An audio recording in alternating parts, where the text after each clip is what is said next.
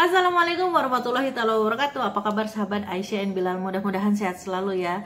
Nah, di video kali ini saya mau ngebahas mengenai awal mula saya terdiagnosa dengan yang namanya hipotiroid. Buat teman-teman yang belum tahu apa sih itu hipotiroid, sekitar 3 bulan yang lalu saya bikin videonya, silahkan cek di link di atas ini. Dan saya mau ngasih review sedikit. So, hipotiroid ini adalah penyakit hormon yang terjadi di sini ya, di kelenjar tiroid namanya. Jadi kalau hipotiroid ini artinya kekurangan hormon tiroid yang dihasilkan. Kemudian kenapa sih itu? Karena kekurangan yodium. Dan gejala-gejala apa aja sih yang saya alami? Karena setiap orang gejalanya berbeda-beda. Ada yang sama, ada yang beda. Contohnya seperti ini. Kalau yang saya alami itu rambut saya rontok. Kemudian saya ini orangnya pelupa. Jadi contohnya misalnya seperti ini. Saya mau ke kamar nih. Saya mau ngambil misalnya handphone gitu. Pas udah di kamar, saya itu ke distract sama anak-anak misalnya. Terus nanti saya lupa mau ngambil apa ya gitu. Pas sudah keluar, oh ya saya mau ngambil handphone gitu. Seperti itulah. Kemudian tangan saya ini terasa dingin. Kemudian kalau bangun tidur rasanya itu capek dan pegel banget badan persendian itu. Jadi gejala-gejala yang saya alami itu seperti itu. Oh ya, satu lagi, berat badan itu gampang naik dan susah turunnya. Itu yang terlihat banget. Sama constipation. Susah buang air besar, itu yang saya alami. Kalau di nggak semua ngalamin hal yang sama, ada juga yang misalnya seperti headnya nggak lancar, tapi di kasus saya ngalamin headnya ini lancar-lancar aja. Oke, so sekarang kita mulai awal mula saya terdiagnosa dengan hipotiroid. Jadi saya ini selama di Indonesia nggak pernah pergi ke dokter untuk cek darah atau dan lain sebagainya mengenai rambut saya rontok, tangan saya terasa dingin gitu. Saya pikirnya bukan hal yang berat gitu, tapi buat teman-teman yang punya gejala yang sama, jangan menyepelekan karena itu punya dampak yang sangat besar terhadap tubuh kita. Jadi kalau kalian ngalamin gejala-gejala yang seperti saya sebutkan tadi, atau kalian bisa cek di video saya yang sebelumnya, lebih detail di sana, lebih baik kalian cek ke dokter dan minta dokter untuk cek TSH kalian. Nah, kemudian saya datang ke Kanada ini tahun 2011. Saya menikah dengan suami saya itu tahun 2013 akhir. Nah, pada saat itu saya itu udah kerja part time di sini di Kanada. Sebelumnya saya kerja full time, tapi karena setelah menikah saya ambil kerja part time. Kemudian selama saya dari 2011 sampai 2013 saya udah ngalamin 2-3 kali winter ya. Dan di situ saya sehat-sehat aja, nggak pernah ngerasain yang namanya sakit atau kayak gimana gitu. Nah, terus akhirnya sekitar Januari 2014 saya itu ngalamin yang namanya batuk-batuk. Nah, tapi sebelum itu saya jelasin dulu. Saya itu waktu itu tinggal di daerah downtown. Downtown itu ada di pusat kota. Sedangkan tempat kerja saya itu ada di daerah South. Dari downtown ke South itu saya ngabisin waktu sekitar 1 jam 20 menit. Itu di Kanada ya.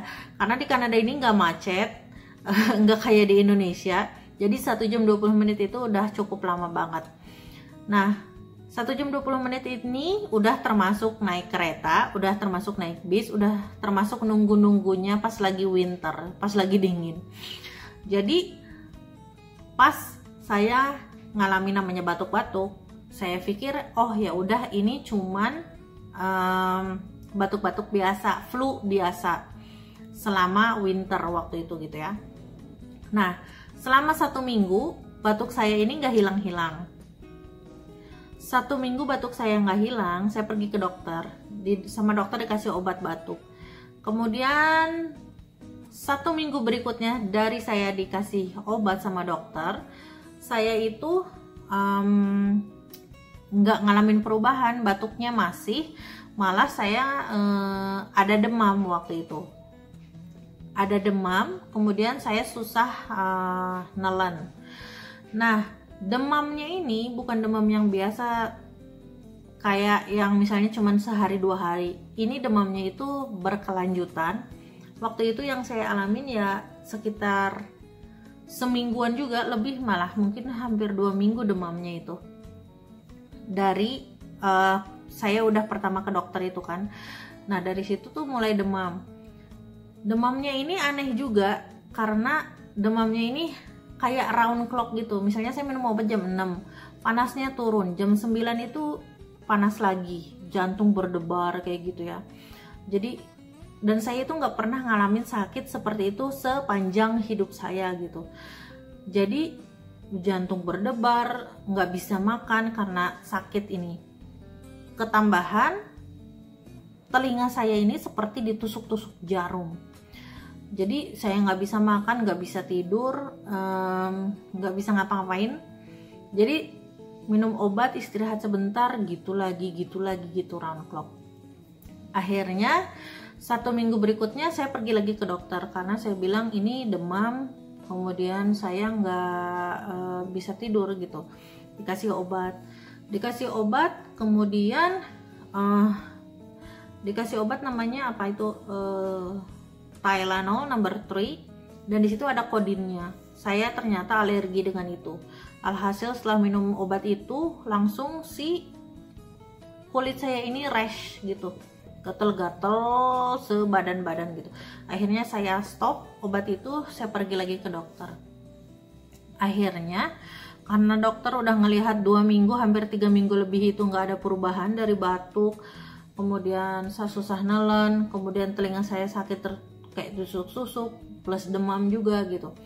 Akhirnya si dokter itu ngasih rujukan ke rumah sakit untuk dibiopsi supaya ketahuan di sini masalah tiroidnya gitu. Si dokter sih emang mungkin ini udah ada suspek, mungkin kamu ada masalah dengan tiroid kamu katanya gitu, dengan kelenjar tiroid. Kita nggak tahu apakah ini cancer atau hanya pembengkakan biasa, jadi saya mau kamu biopsi. Nah, pada waktu itu dokter itu tuh kita pergi ke walking clinic namanya. Kita belum punya family doctor, jadi walking clinic itu kayak klinik biasa, kita datang nggak usah pakai appointment juga bisa. Jadi setiap saya visit itu dokternya beda-beda. Tapi kalau di Kanada kan data pasien itu semua udah link. Jadi si dokter yang ya, karena videonya panjang banget, jadi saya mau bikin part keduanya. Tunggu aja ya. Jangan lupa di subscribe, like, share, and comment. See you on our next video. Bye. Rumah sakit untuk dibiopsi.